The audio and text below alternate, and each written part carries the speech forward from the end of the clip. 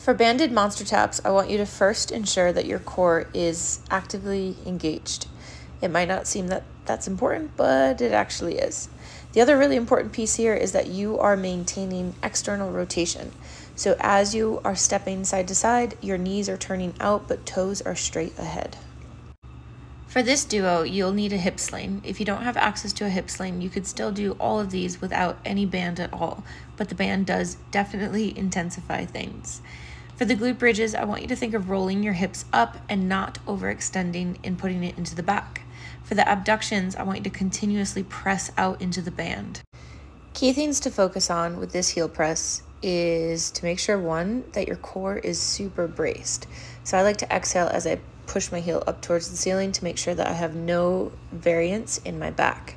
The other thing to focus on is, of course, making sure that your glute is helping to drive this motion.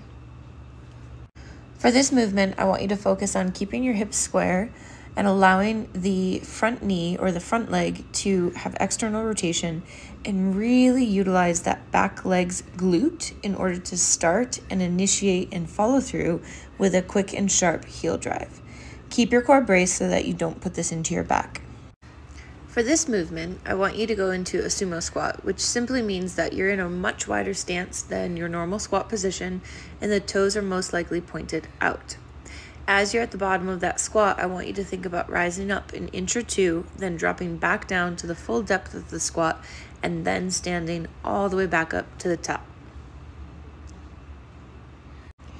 For this movement, I want you to focus on primarily using your glute to lift your hips up off the ground.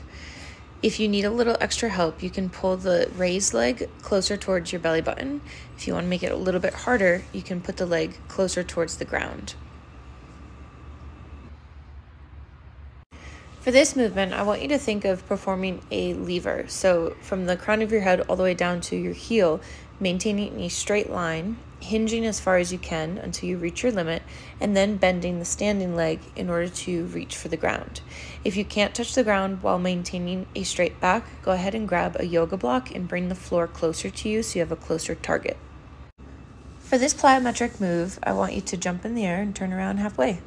Make sure that when you are jumping, your knees aren't knocking together, so you're maintaining a bit of external rotation, you're keeping your core braced, and you're breathing.